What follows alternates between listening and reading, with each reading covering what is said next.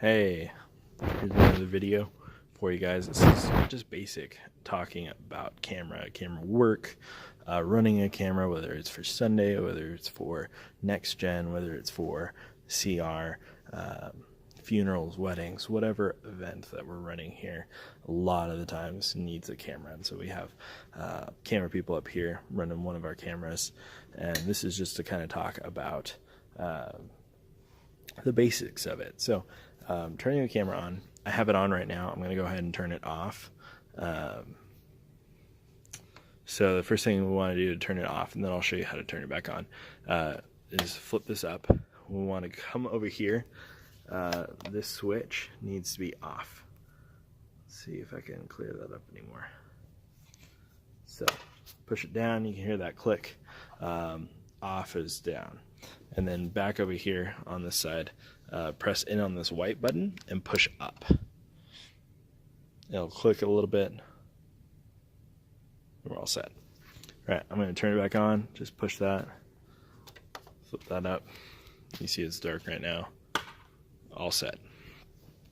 All right, so basically what I want to talk about is our joystick here, and then a couple other things like focus assist, and then finally what to do, what headroom is, that sort of thing. So first on the joystick, I have a couple knobs here. The biggest one is zooming in and out. I'm going to use it right now but show you what's on the screen.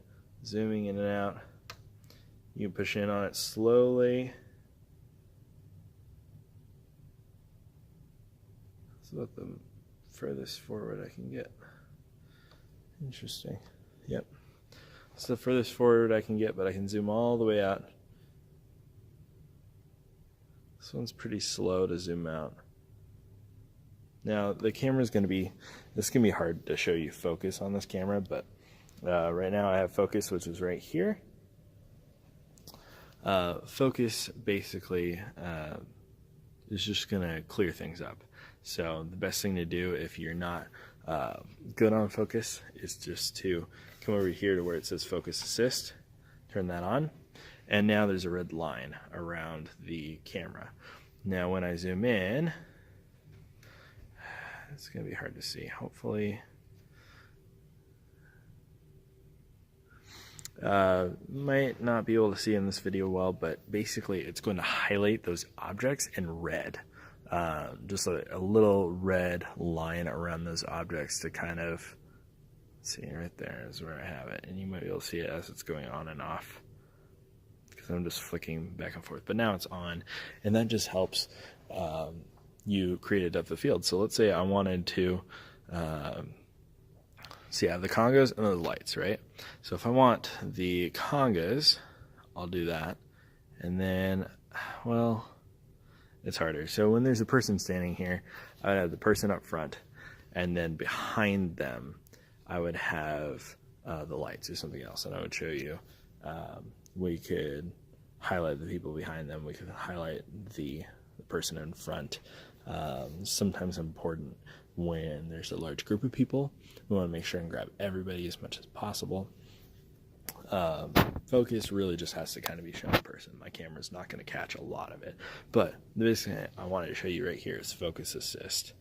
If you turn that on, that'll help you. If you aren't familiar with focus, you have problems seeing very well, that can be common. That just helps you out. So yeah, there's also autofocus. This is a little dial right here. It's pretty well. For sermon lighting, that's great. For any sort of event where we have full lights on stage, that's great. The biggest trouble with this is sometimes we have the room dark, we have the stage dark, and the autofocus does not help with that. So I like to leave it in manual and use focus assist and just adjust it manually. Iris is another one where you can adjust that. I'll talk about Iris here in a second, but Iris also has an auto. Iris, like to think of it like a eyelid. I'm going to turn it. It's all the way on right now. I'm going to turn it. As you can tell, things are starting to get darker. There's a point where it just cuts out. Now it cuts out for you guys. on the camera screen, my recording, but for me it's slowly fading out. So there's a point where it doesn't see it.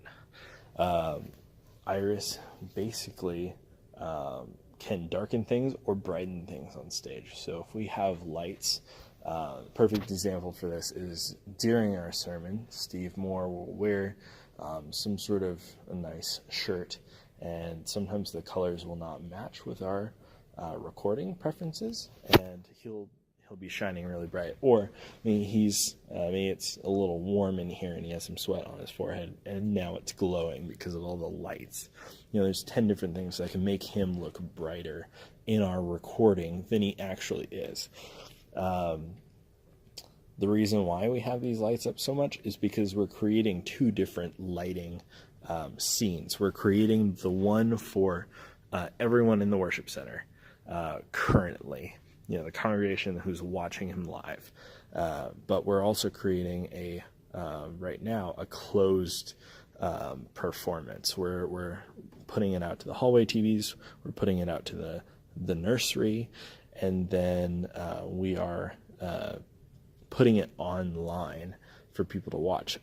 So we need to create a light scene that lights him up for everybody to watch him properly and for him to look presentable on screen or on stage, but also on screen. So this kind of mirrors that. If the lights are looking great for him on screen, on stage, if he's looking great on stage, the congregation can see him well, but then he's glowing on screen, we can use this iris to adjust that, make it a little bit darker and take away some of the glowiness, the sweat, because they're also watching him on the projectors, especially if they're sitting in the farther section. So that's something to keep in mind. Last thing I want to talk about is headroom. I'm going to try to think of what's a good illustration here. I'm gonna go ahead and take a look at the thermostat here. Nice thermostat. That's a pretty good illustration. I'm gonna line it up right underneath the thermostat. So I want that vent right there to be imagined like a person. Be their head, be the space where their head is. Roughly, that's the size of their head while they're on screen. It's a pretty close-up shot.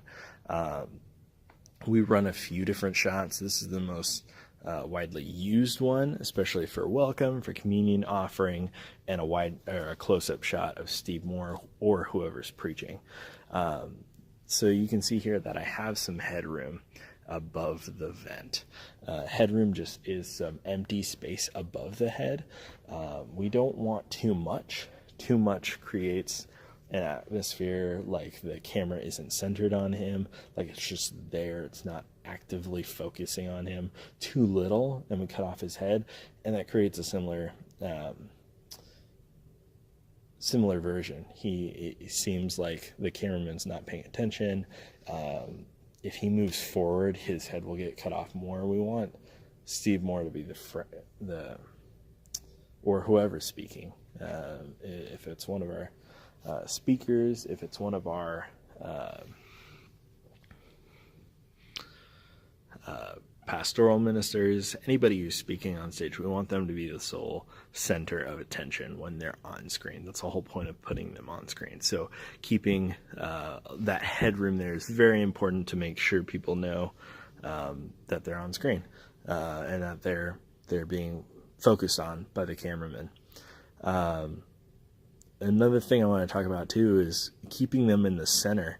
We have this crosshair here for a reason. Now, that's to say we don't need to have the speaker perfectly in their crosshairs, but we do need to keep them in the center of the attention. So constantly be looking at your screen. For a wide shot for the close-up shot of Steve Moore that we normally use, I actually have him to a little bit to the right of this crosshair because of the angle he stands at his podium.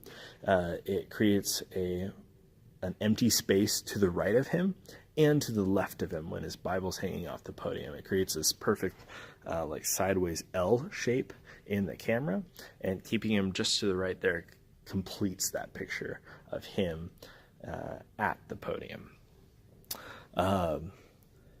If it's somebody walking, that's very important too. We don't want to be following them and have them always in the left of the screen and not the middle of the screen. You know, it's very distracting to people who are watching him on stage, but also seeing him in the corner of their eye on screen. If it's not a great shot, they're going to notice that and they're going to be slightly distracted by it. I think a lot of the distractions we have on Sunday, but also for youth, is camera work and making sure that our cameras are centered on the speaker, that they're giving the proper amount of headroom and following actively. You know, be prepared to have the speaker walk off camera, even if it's just a little bit. Be prepared to follow him just a tiny bit and follow him right back. Steve Moore is pretty predictable in that regard, just because he's used to having cameras follow him on stage, and he knows where he can walk, where he can't walk to get a good field of view. But you know, that sort of thing does depend on speakers. Some people don't know that they're being recorded well. They don't even look. And so this is something, as camera people, we need to be aware of and be actively following anybody. If we're live, we need to be 100% sold on what we're doing. And if we're not, you know, definitely come talk to me, talk to Kason, ask us if there's something that you can improve on. If there's any questions you have about working on cameras, is there a suggestion that you have? That'd be great to hear. I'd love to hear any suggestions on how we can progress forward, because with the growing improvements to our congregation and to the gym eventually coming up, we'll be progressing towards running another video feed in the gym.